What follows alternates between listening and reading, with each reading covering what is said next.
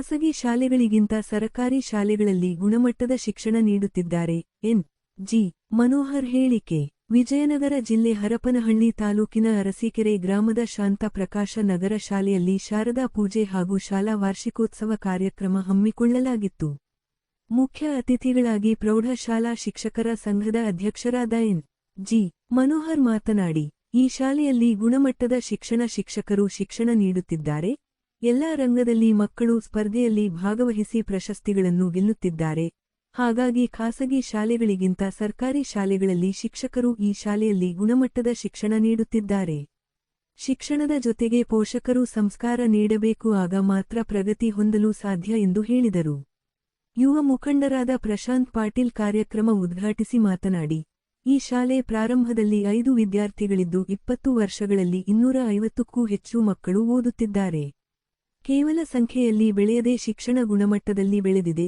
ಈ ಶಾಲೆಯ ಮಕ್ಕಳು ಎಲ್ಲಾ ಮಟ್ಟದಲ್ಲಿ ಹೆಸರನ್ನು ತಂದಿದ್ದಾರೆ. ಮಕ್ಕಳಿಗೆ ಹೆಚ್ಚು ಹೆಚ್ಚು ಪುಸ್ತಕ ಕೊಡಿಸಿ ಓದಿಸಿ ನಮ್ಮೂರಿಗೆ ಕೀರ್ತಿ ತರುವಂತರಾಗಬೇಕು ಎಂದು ಹೇಳಿದರು. ತಾಲೂಕು ಪ್ರಾಥಮಿಕ ಶಾಲಾ ಶಿಕ್ಷಕರ ಸಂಘದ ಅಧ್ಯಕ್ಷರಾದ ಬಂದೋಳ್ ಸಿದ್ದೇಶ್ ಮಾತನಾಡಿ, ಪೋಷಕರು ಮಕ್ಕಳನ್ನು ಟಿವಿ, ಮೊಬೈಲ್ನಿಂದ ದೂರವಿರಿಸಬೇಕು.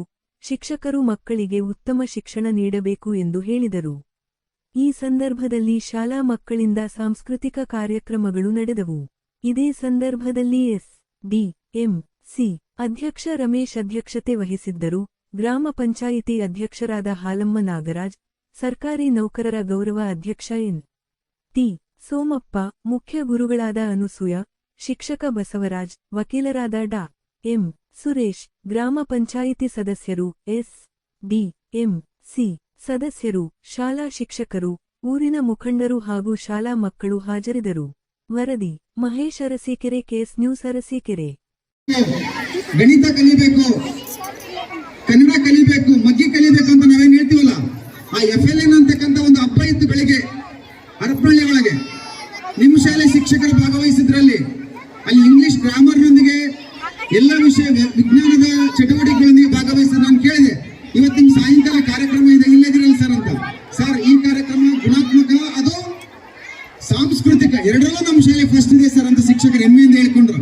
ನಿಜಕ್ಕೂ ಇಷ್ಟು ಉತ್ಸಾಹದಿಂದ ಒಂದು ಶಾಲೆಯನ್ನ ಉನ್ನತ ಸ್ಥಾನಕ್ಕೆ ತರಬೇಕಂದ್ರೆ ಇಲ್ಲಿರ್ತಕ್ಕಂಥ ಶಿಕ್ಷಕರು ಮತ್ತು SDMC ಮತ್ತು ಗ್ರಾಮದ ಪೋಷಕರ ಕ್ರಿಯಾಶೀಲತೆ ಹೆಮ್ಮೆಯಿಂದ ಹೇಳ್ಕೊಳ್ಬೇಕಾಗ್ತದೆ. ಹಾಗಾಗಿ ಆ ಎಲ್ಲ ಪೋಷಕರಿಗೆ ಮತ್ತು ಶಾಲೆಯ ಶಿಕ್ಷಕರ ಅಭಿನಂದನೆಗಳನ್ನು ಸಲ್ಲಿಸಲಿಕ್ಕೆ ಇಷ್ಟಪಡ್ತಾ ಇದ್ದೀನಿ.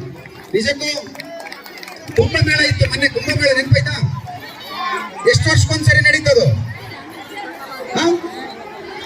ಎಷ್ಟು ವರ್ಷಕ್ಕೊಂದ್ಸರಿ ಆಗಿತ್ತದು?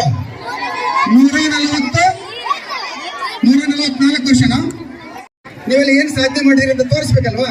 ನಿಮ್ಮ ತಂದೆ ತಾಯಿ ಪ್ರೋತ್ಸಾಹದೊಂದಿಗೆ ಒಂದು ಉತ್ತಮವಾಗಿರ್ತಕ್ಕಂಥ ಸಾಧನೆ ಮಾಡಿ ಕಲಿಕೆಯನ್ನ ಅತ್ಯಂತ ಶಿಸ್ತಿನಿಂದ ಶಿಕ್ಷಕರ ಮಾರ್ಗದರ್ಶನದಲ್ಲಿ ಕಲಿತು ನೀವು ಮುಂದೆ ಡಾಕ್ಟ್ರು, ಇಂಜಿನಿಯರು ಮತ್ತೆ ಶಿಕ್ಷಕರು ಮತ್ತೇನೋ ಆಗಿ ನಮ್ಮ ಶಿಕ್ಷಕರ ಮುಂದೆ ಬಂದು ನಿಂತಾಗ ಅವ್ರು ಆಶೀರ್ವಾದ ಮಾಡ್ತಾರೆ, ಕಣ್ತುಂಬಿ ಆಶೀರ್ವಾದ ಮಾಡ್ತಾರೆ.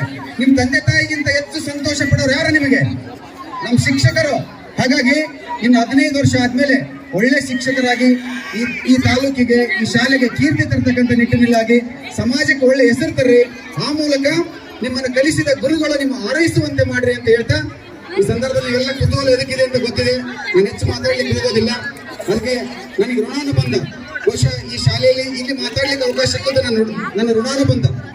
GS ರುದ್ರಪ್ಪ ಮಾತು ಹೇಳ್ತಾರೆ, ಎನಿತು ಜನ್ಮದಲ್ಲಿ ಎನಿತು ಜೀವರಿಗೆ ಎನಿತು ನಾವು ಋಣಿಯೋ, ಎನಿಸಿ ನೋಡಿದರೆ ಬಾಳೆಂಬುದು ಋಣದ ರತ್ನದ ಗಣಿಯು ಅಂತ.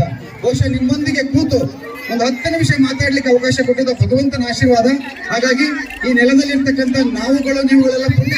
ಈ ದೇವರು ಒಡೆದಾಡಿರ್ತಕ್ಕಂಥ ನೆಲ, ಈ ನೆಲದಲ್ಲಿ ಕಲಿಯುವಂತ ಮಕ್ಕಳು ನೀವಿದಿರಲ್ಲ, ಸದಾ ಶಕ್ತಿಯುತವಾಗಿರ್ತಕ್ಕಂಥ ಕೇಂದ್ರ ಇದು.